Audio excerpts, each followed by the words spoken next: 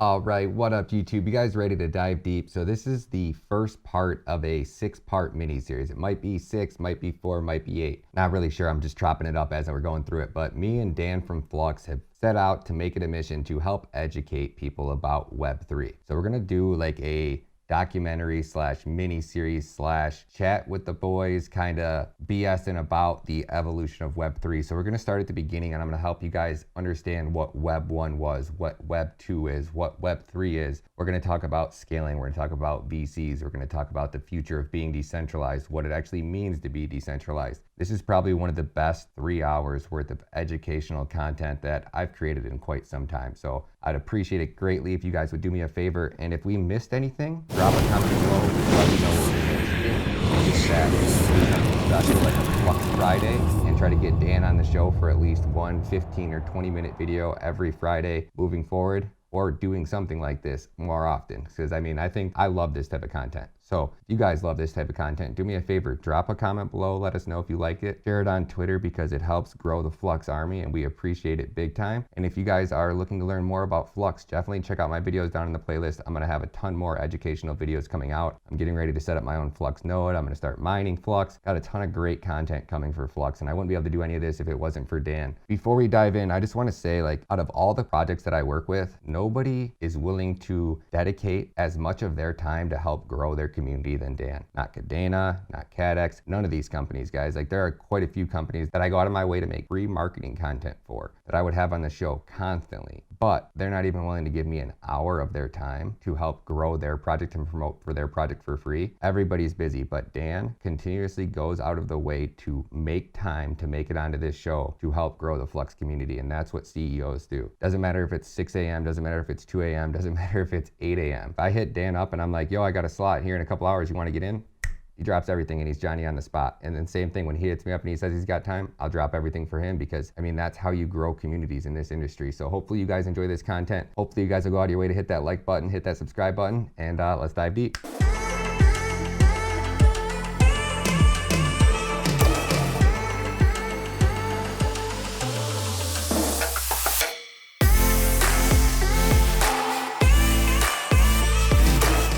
All right, what up YouTube? Welcome back to the channel. So I got another special episode with Dan from Flux. We're gonna do a little bit deeper of a dive today. This is gonna be a 2 or 3 part mini series, maybe even a 4-part mini series on the evolution of Web3. So Dan's gonna kind of be running the show because I know so little about Web3, and Flux is playing such a monumental role in bringing Web3 adoption to the masses. So I figured who better to come and teach us firsthand, and I'll let Dan introduce himself and we'll dive right into it. Ryan, it's you and I again, man. Here we go. This is starting to become a habit. I love it though, man. Like, imagine all the users that we're working on educating about the space. I love that. I think it's like super important for us to embrace things that we may not be completely, that's what disruptive technology is. It disrupts our cognitive bias. It makes us think about things outside the box. And I think that's what's exciting with Web3. So, I think really to get down into the weeds and start talking about it is, I think what we need to understand, if you really want to understand Web3, you have to understand where the internet came from. Yep. Essentially, I do it as really 3 different ways. Web 1.0 was read. So if you're old enough to remember Web 1.0, I do, right, where you would go to a website and there would be no interaction. It was a static website that very, very occasionally got updated with new content, right? It was a sad state of affairs, right? I'm not gonna lie. You look back at it now and you're like, oh my God, how did we come from that? But set. We're riding on the internet, cyberspace, set free. Hello, virtual reality. Interactive appetite, searching for a website, a window to the world, got to get online. Take a spin, now you're in with the techno set. You're going surfing on the internet. And there was actually a point in time where they declared the internet dead because people were, they were signing up because there was this FOMO around the internet and to be able to communicate with people, see websites. And then what happened is people started to pay $19.99 or whatever it was for AOL dial-up with the 56K modem that was total crap. Like I could still hear if I think real hard, I could still hear the sound of the modem booting up, right? Hey, Dan, ready for the game? I'm just finishing up here with my new kayaking friends. Kayaking friends on your computer? Yeah, I just got America Online. Sounds great. Listen, I can't go to the game today. What? I've got to send something for my mom's birthday. It's tomorrow. I'll then book plane tickets for our trip next week, and my kids got to go to the library to look up dinosaurs. Hey, we can take care of all that before we go. Yeah, right. Oh, with America Online. Call now for 10 free hours of America Online and get instant access to the worlds of sports, finance, computing, and entertainment. Here come the dinosaurs. I saved you a trip to the library. That's great. Yeah, downloading is easy, too. I can even send email on the internet. And of course, there's my personal favorite, live chat. That's how I met my new kayaking buddies. And they kind of, in a way, they ran out of things to do on the internet, which is, to us today, is like mind-blowing because you could go for days and not run out of stuff, right? They started dropping off in droves, and they actually declared the internet dead. They said that, it was a passing fad. It was a trend that, people just didn't pick up on. Millions of people have canceled their subscriptions and kind of moved on. I remember that time. I also remember, too, when Web 2.0 was kind of born. And Web 2.0 looked like the MySpaces. It looked like, the first original version of Facebook, the Facebook, all that kind of stuff. Web 2.0 will soon be dead. Long live Web 3.0. When something leaves the world, something new is born. Web 2.0 is replaced with its smarter sibling, i.e. Web 3.0, overcoming the issues of security and privacy. Instead of insecure databases and opaque data sharing practices, Web 3.0 will return control to the users, which means they'll be able to access data from anywhere, mainly being driven by modern technology. Web 3.0 will focus more on web interaction and will limit and control users' content, turn the web into a big database, focus on organizing data in a meaningful way, keep data secure and private using advanced technology. What does Web 3.0 bring to the table? Technology will now be decentralized. So what would be the technology that can help to stay secure? Blockchain technology is the answer to security and privacy concerns. Blockchain technology makes it possible to store data in a secure way. With the decentralization of data, personal information will not be stored in the large data centers and databases of the companies. Rather, all data will be controlled by a single company, which would drastically decrease the personal data breaches. Bitcoin was the opening act. That was the beginning of Web 3.0. Public blockchains such as Ethereum provides the decentralized platform to run smart contracts and removes the middlemen, enabling the individual to communicate directly. In Web 3.0, Apple, Google, Facebook, to name a few, would have no control over the data of the users, which would result in high security and privacy. How can Web 3.0 make decentralization possible? As per Wikipedia, Web 3.0 is synonymous to semantic web. However, with the help of artificial intelligence and semantics, it will help to give the meaning to the data and solve the problems. Web 3.0 is a sure shot to understand the human mind closely. Just to name a number of advantages that Web 3.0 offers: no middlemen to control data, reduced data breaches, ability to work on any gadgets, and lastly, uninterrupted service. It's sure that Web 3.0 will change our lives and will make it trouble-free to search anything online, keeping our data secure. And all of a sudden, people started to gravitate back because functionally there was a use for it again. Email became one of the big things as businesses started to adopt email and on a grander scale, like not just having, hey, I have an email address and the other person's like, I don't even know what the hell that is. I can fax it to you. And then it really started to kind of flourish on top of that. The businesses actually kind of led the adoption process. if you look at it. It wasn't necessarily the consumers that did, because the adoption cycle is, if you're looking at that adoption bell curve that goes like this, your businesses, your early investors, they're right here, right? The majority of your adoption cycle is going to be up here and down the other side. Is that because businesses end up forcing their employees to interact with it, like throughout at work and stuff like that, and then eventually the general public just adopts it? Well, I think it's career-oriented individuals who understand that there's something happening in the industry that's trending in a different direction. So Ryan understands that he needs to educate himself on Web3 because there's a trend happening. And the trend, because it's your livelihood, it's tied to your livelihood, there's a more of a push to get there quicker than later. I always tell my kids come home and they're using these crappy Chromebooks and stuff like that. And I'm like, look, you guys need to learn Microsoft. Like it or not, Microsoft is how business gets done, right? Google's okay, and in a pinch, we'll use it, right? But there is trends in the industry that force you to get to that level. And I think that's exactly what happened in this case. I think that businesses started to initiate better levels of communication, deeper levels of communication, more formal levels of communication. And as they did that, that became like a catalyst for the people that were using the technology to start to adopt that. But it also became a catalyst for people that were outside of that world looking in and saying, for me to get to that other side, I need to understand the technology so that I can grow myself. So I agree. Yeah, I think it was, and then part of it was just cool shit on the internet. Like literally, it was cool stuff that people found for the very first time. I can remember going to look at car sites, and you could start to have blogs. Like I had my very own blog. Like I would love to go back and find it because it was absolutely hilarious looking back at it now.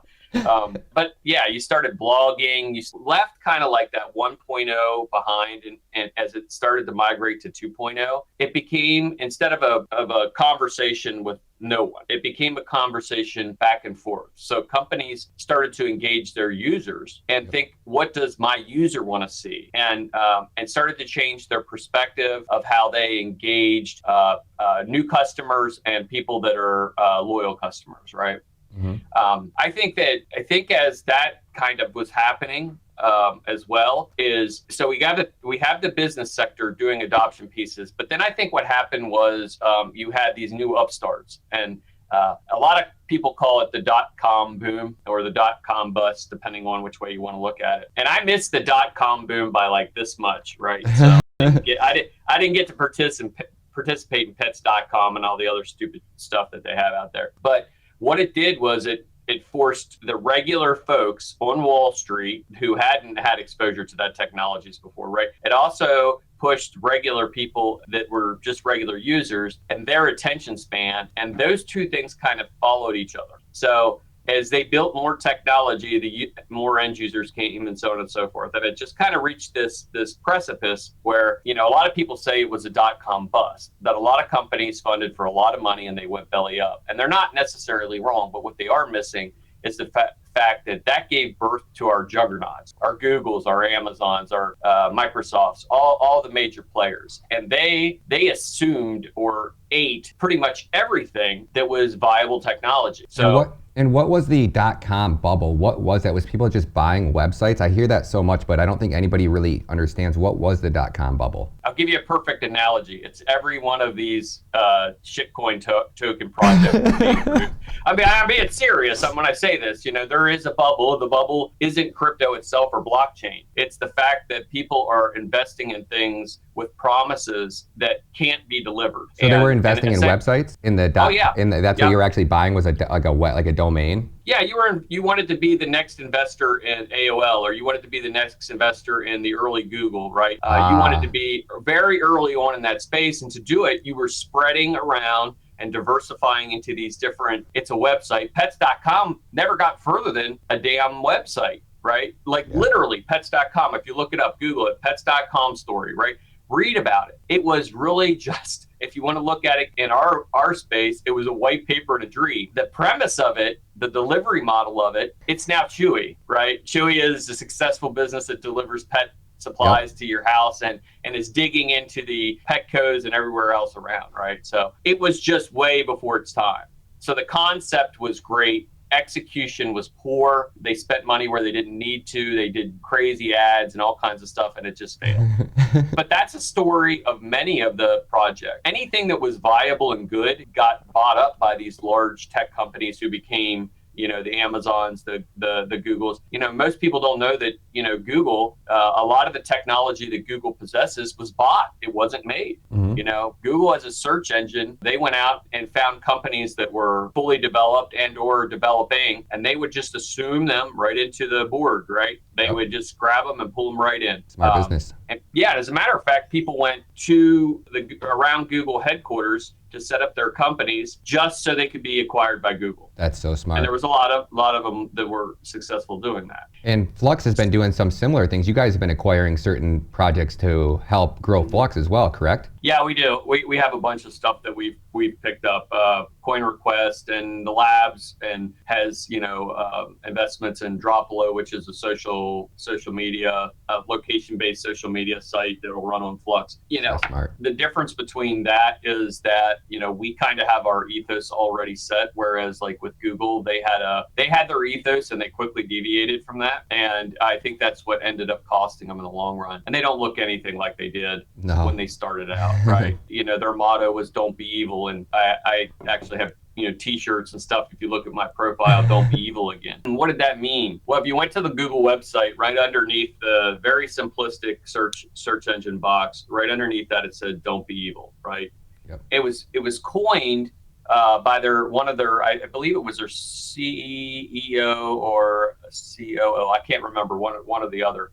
And it was their kind of jab at others in the space who were starting to accumulate data of people and start to use it for the very first time for marketing and analytics. And they felt, and I'm not making this up, man, you can go check this out. Google, don't be evil again, and read about it. They felt that they were being nefarious. They felt that the data that they were compiling and utilizing was not in the best interest of mankind. And they were taking a dig at all of their competition who were going out there doing things that they deemed were inappropriate. Damn fitting, because now here we are, right? They removed Don't Be Evil again, and they are one of the largest data compilers. Data compilers, analytics. They sell your data. They look at for every single, I mean, it's insane that a company can fall from grace that hard. I mean, you know, people still use Google. I don't know why they do it, but they do it, right? You know, my wife says to me one day, she goes, we were in the kitchen. She was talking about something crazy like a sink mat or something like that. You know, we were just having a conversation. She's like, I got to get new mats for the sink. I'm like, oh, yeah, okay. You know, so she goes over to check her phone and she picks it up. And the very first thing that comes up is advertisements for sink mats. What?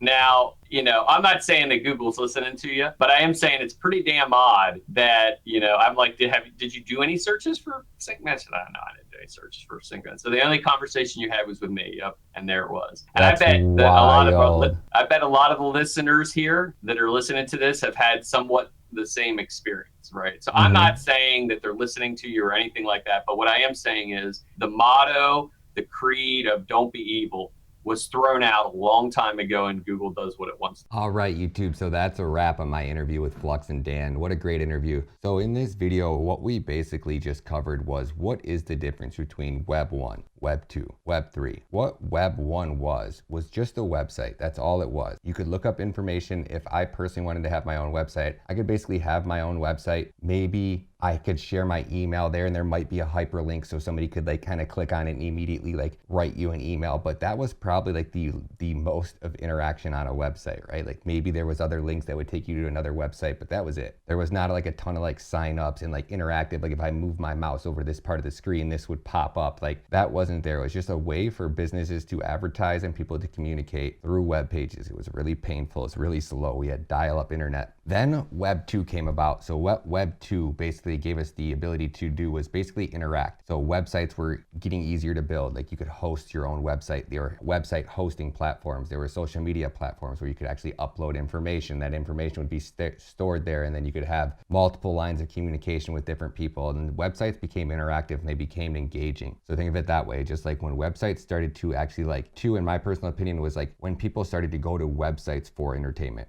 At first, we would go to websites for education. Then we started to Web 2, we started to go there for entertainment. Now, where I think we're going to be doing for Web 3 is going there for income, for revenue generation. You're going to have the ability to do so much in Web3, and it gives that power back to the actual user. So what Google does is they take all of your information, they use it to sell it. They sell it to brands that want to market to you. They help businesses put their ads in front of you because they know what information you're actually interested in. And then Google takes a handsome cut for that. So when we start decentralizing things like Google, Facebook, right? All of that money that's being generated and going back into the business actually goes to the people, the people that actually supported that project from the beginning, or the people that own shares of that company, right? Like soon, I think everything will be tokenized, where Google potentially will be tokenized, YouTube potentially would be tokenized, or the new YouTube that comes out that is decentralized, that gives people a voice. Now, personally, I think me and Dan have a little bit different of an outlook. I think Dan kind of thinks everything should be decentralized. Things like Twitter and Uber and these things, where I personally think that certain things you just need customer support for. For example, I was in Miami dealing with headache after headache with Airbnb, and Airbnb was centralized, right? And it was still a nightmare to deal with customer service support issues. Like, decentralization is great as long as you fully understand that the customer support that comes along with decentralization is lacking at best. Like, I think it's going to be very hard for certain types of businesses to manage themselves and run when there's no leader of the company. Like, the ethos is great, the idea of being decentralized is great, but you guys have to understand, in this industry, if you are decentralized, you are going to be limited to certain things that you can do because of being decentralized. Now, long-term play, it's super smart, great, and I think that certain things that this industry desperately needs, and we're going to dive into that a little bit deeper, because we're going to talk about what it actually means to be centralized, and how can something that is centralized actually migrate towards more of a decentralized model. For example, like Polygon. We know Polygon, nothing's open to the public, certain things are hidden, like we don't know what they're doing, they don't have to ask anybody's permission when they just go out and buy and acquire all these companies. I mean, how much money has Polygon spent in the last year? I know it's at least like $300 million